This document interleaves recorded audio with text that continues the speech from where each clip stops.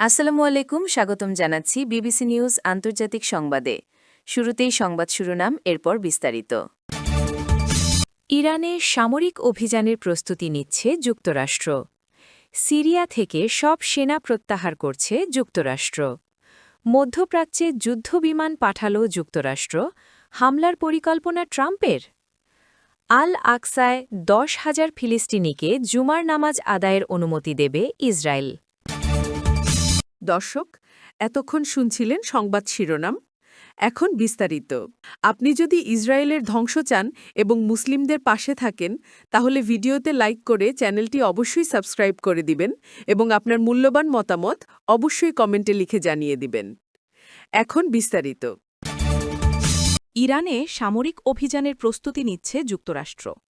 মধ্যপ্রাচ্যে যুক্তরাষ্ট্র খুব শিগগিরই পূর্ণমাত্রার সামরিক হামলা চালাতে পারে এমন আশঙ্কার কথা উঠে এসেছে এক প্রতিবেদনে।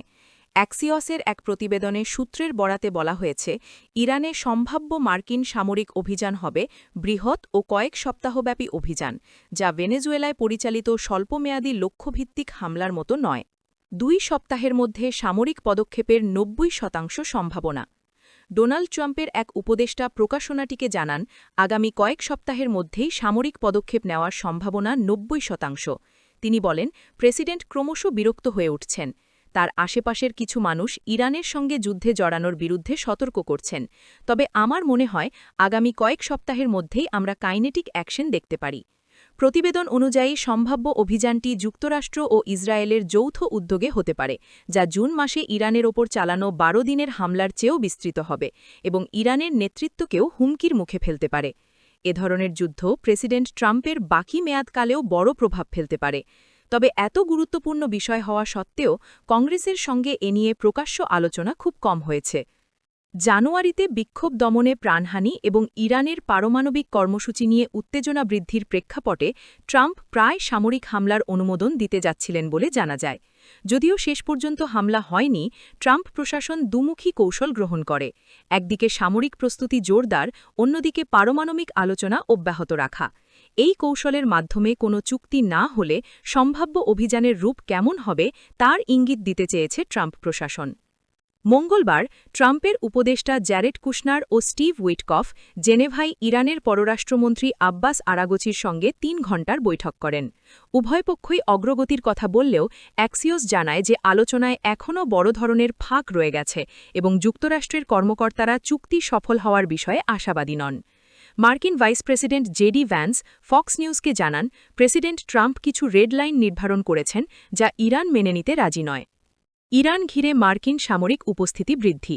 এদিকে ইরান নতুন প্রস্তাব নিয়ে 2 সপ্তাহ পর আবার আলোচনায় ফিরতে সম্মত হলেও যুক্তরাষ্ট্র ইরানের আশেপাশে তাদের আকাশ ও নৌ সামরিক শক্তি বাড়িয়ে চলেছে।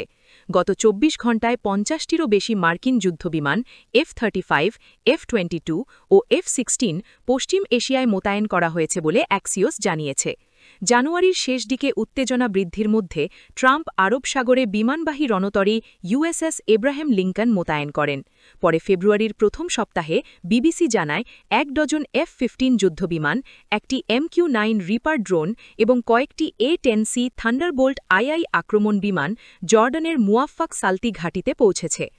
স্যাটেলাইট চিত্রে আরও দেখা যায় guided missile destroyer USS Delbert B Black Suez খাল পেরিয়ে লোহিত সাগরের দিকে যাচ্ছে এবং মার্কিন নৌবাহিনীর MQ-4C ট্রাইটন নজরদারি ড্রোন উপসাগরীয় অঞ্চলে সক্রিয় রয়েছে। এছাড়া E-11A যোগাযোগ বিমান, P-8 পোসাইডন, E-3G সেন্ট্রি নজরদারি বিমান সহ আরও কয়েকটি রিকনেসেন্স বিমান অঞ্চলে দেখা গেছে। যুক্তরাষ্ট্র আরও একটি দ্বিতীয় বিমানবাহী রণতরীও ওই অঞ্চলে পাঠিয়েছে। মার্কিন কর্মকর্তারা জানিয়েছেন, ইরানকে 2 সপ্তাহের মধ্যে একটি বিস্তারিত প্রস্তাব দিতে হবে। গত জুনেও ট্রাম্প আলোচনা চালিয়ে যাওয়া বা সামরিক হামলা চালানোর সিদ্ধান্ত নিতে 2 সপ্তাহের সময়সীমা বেঁধে দিয়েছিলেন। তবে 3 দিন পরই যুক্তরাষ্ট্র ইরানে হামলা চালায়। ইসরায়েলি কর্মকর্তাদের মতে তাদের সরকার কয়েকদিনের মধ্যেই সম্ভাব্য যুদ্ধের প্রস্তুতি নিচ্ছে।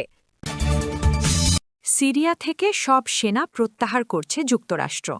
সিরিয়া থেকে নিজেদের সব সেনা প্রত্যাহার করে নিচ্ছে যুক্তরাষ্ট্র। মার্কিন সংবাদমাধ্যম ওয়াল স্ট্রিট জার্নালের বরাত দিয়ে এক প্রতিবেদনে এ তথ্য জানিয়েছে বার্তা সংস্থা রয়টার্স। সিরিয়ার কয়েকটি সামরিক ঘাঁটি রয়েছে যুক্তরাষ্ট্রের। এই ঘাঁটিগুলো তৈরি করা হয়েছিল এক যুগ আগে আইএসের উত্থানের সময়। সাবেক প্রেসিডেন্ট বাশার আল আসাদের সময় সিরিয়ায় শুরু হওয়া গৃহযুদ্ধের মধ্যেই ২০১৪ সালে উত্থান ঘটে আন্তর্জাতিক জঙ্গি গোষ্ঠী ইসলামিক স্টেট আইএসের। উত্থানের অল্প সময়ের মধ্যেই সিরিয়া ও ইরাকের বিস্তৃত ভূখণ্ড দখল করে নিজেদের আলাদা রাষ্ট্র প্রতিষ্ঠা করে আইএস। আইএসকে দমনের জন্য সে সময়ে সিরিয়ায় সেনা মোতায়েন করে যুক্তরাষ্ট্র। ২০১৪ সালে আইএসের উত্থানের পর সিরিয়ায় ২,০০০ সেনা পাঠিয়েছিল যুক্তরাষ্ট্র। বর্তমানে বিভিন্ন ঘাঁটিতে প্রায় ১,০০০ মার্কিন সেনা রয়েছেন। তাদের সবাইকে শীঘ্রই ধাপে ধাপে প্রত্যাহার করে আনা হবে। মধ্যপ্রাচ্যে যুদ্ধবিমান পাঠাল যুক্তরাষ্ট্র। হামলার পরিকল্পনা ট্রাম্পের। যুক্তরাষ্ট্রের সামরিক বাহিনী ধীরে ধীরে ইরানের কাছাকাছি তাদের বিমান ও নৌশক্তি বাড়াচ্ছে।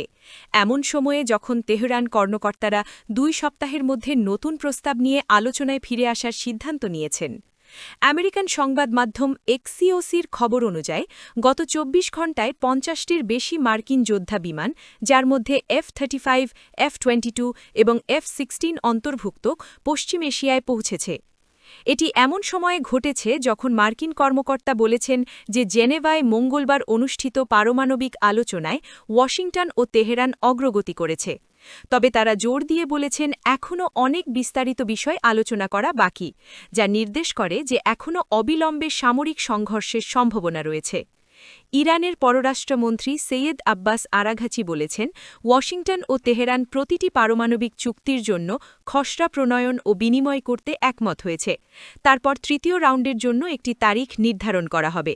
তবে তিনি সতর্ক করেছেন যে পরবর্তী ধাপ আরও কঠিন ও বিস্তারিত হবে। আলোচনায় সফলতা তেহরান ও ওয়াশিংটনের মধ্যে একটি ঐতিহাসিক চুক্তির পথ খুলতে পারে, যা ইরানের তেলের শিল্প এবং বিস্তৃত অর্থনীতিতে কঠোর নিষেধাজ্ঞা তুলে নেবে এবং বিনিময়ে পারমাণবিক কর্মসূচির বড় ধরনের সীমাবদ্ধতা আরোপ করবে। আল আকসায় ১০,০০০ ফিলিস্তিনিকে জুমার নামাজ আদায়ের অনুমতি দেবে ইসরায়েল।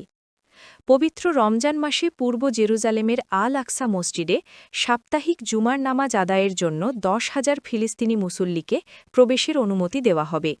বুধবার ১৮ ফেব্রুয়ারি রমজান শুরু হওয়ার পর এই ঘোষণা দিয়েছে দখলদার ইসরায়েল।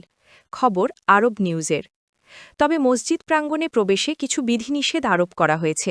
কেবল ৫৫ বছর বা তার বেশি বয়সী পুরুষ, ৫০ বছর বা তার বেশি বয়সী নারী এবং সর্বোচ্চ ১২ বছর বয়সী শিশুরা প্রথম শ্রেণীর আত্মীয়ের সঙ্গে প্রবেশ করতে পারবে।